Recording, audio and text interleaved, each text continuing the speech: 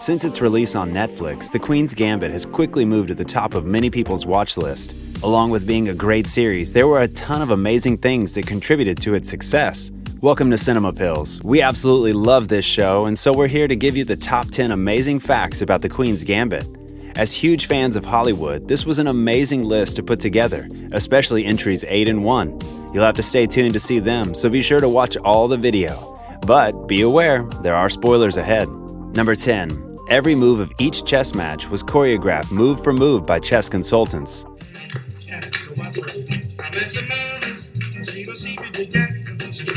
A great deal of attention was given to the intricate details of the series. Everything from the moves to the facial expressions of the characters were carefully thought out ahead of time. This was done by keeping chess masters on set. For each of the matches, the moves were choreographed ahead of time and planned with meticulous detail. Sometimes the actors were only told of these moves minutes before the scene was shot, leaving little time for them to forget what needs to happen and when. It proved to be a winning move, as every move looks like a move made by a real chess master, which they were.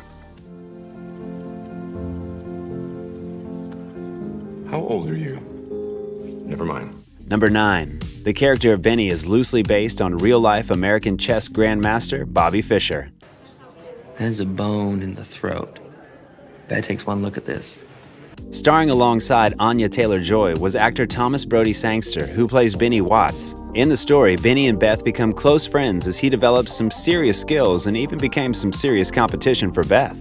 However, writers took a few notes from the life of American chess prodigy Bobby Fischer. Fischer was famous for becoming a chess prodigy by age 13, defeating Grandmaster Donald Bryan in what came to be known as the Game of the Century. Not Harry Beltic. Someone better. Number 8. Anya Taylor-Joy is a big Harry Potter fan and would continuously turn into a fangirl around Harry Melling, who played Dudley Dursley in the Harry Potter series. How many are there? 36. Counted them myself. 36, but last year I had 30. Although actors are known for keeping their cool and staying reserved, they're still human. Anya Taylor-Joy, being only 24, was young when the first of the Harry Potter films came out. Being a huge fan, it was a tremendous thrill when she learned that she would be sharing the stage with Harry Melling, famous for his role in the series as Dudley Dursley. Between scenes, Anya couldn't keep herself from turning into a total fangirl. She would regularly sit with him, discussing her love for the franchise and telling stories about how she moved from Buenos Aires to London when she was just 6 years old, and learning English by reading the Harry Potter books. Melling, being the total gentleman, had no problem entertaining her with stories from his time working on the films. I'm ready now. Now or never. Number 7. Although many scenes were set in the United States, Paris, and even Moscow, most of it was filmed in Berlin.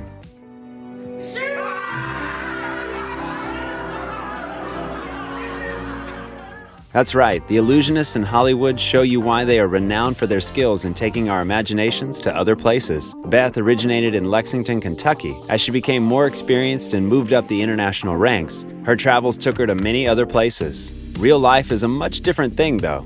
Filming locations were mainly between Berlin, Germany, and Ontario, Canada. Even the scenes that took place in Mexico City were filmed in Berlin. How's that for movie magic?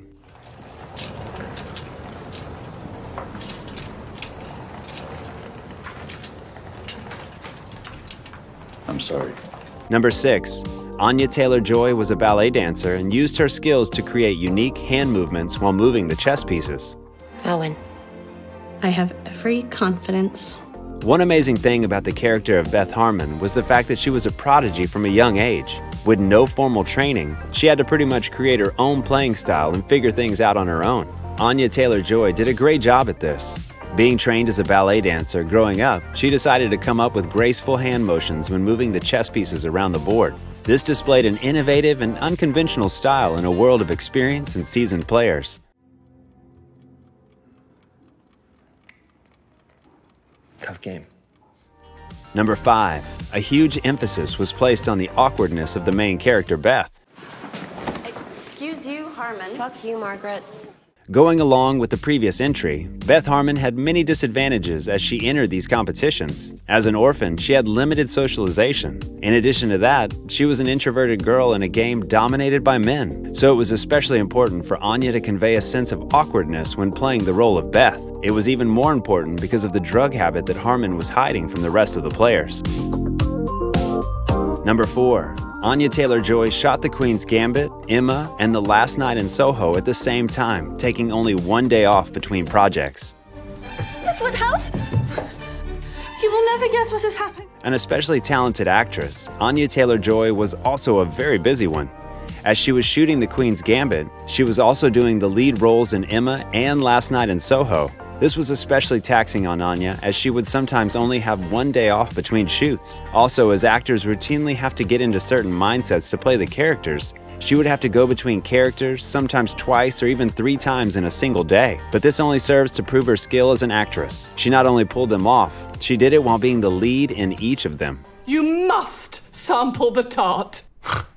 Number 3. The actors actually played every single chess match shown.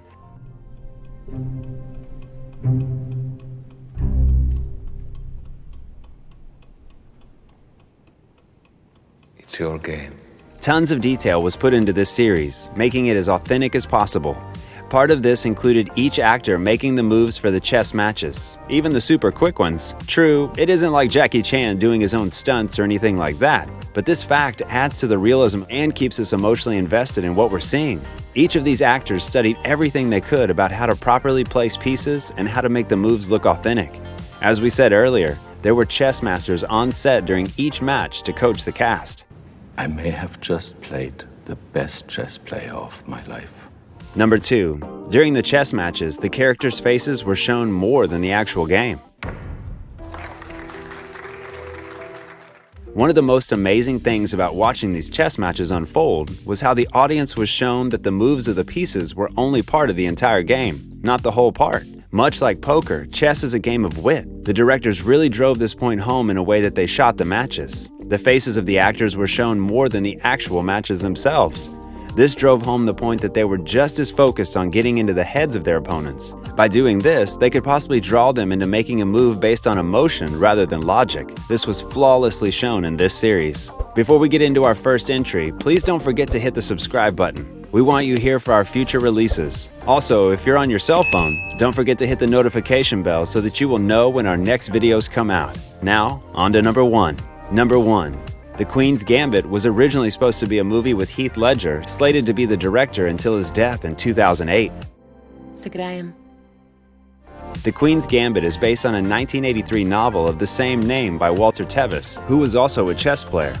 In the early 2000s, it was in the process of being adapted into a movie. Heath Ledger, who was a big fan of the book himself, was brought on to be the director. Along with Elliot Page, formerly Ellen Page, scheduled to play the lead, it looked to be a promising film. Sadly, in 2008, Ledger passed away, leaving the film in limbo for a number of years. Eventually, it was brought back to life in the form of a Netflix series and is now earning the acclaim that it deserves. But it would have been amazing to see what Heath Ledger would have brought to the table. We still miss you, Heath. We hope you enjoyed this video. We can't wait to see you back for our next videos. Be sure to give this one a like and check out some of our previous releases while you're here. Thanks for watching. We'll see you next time.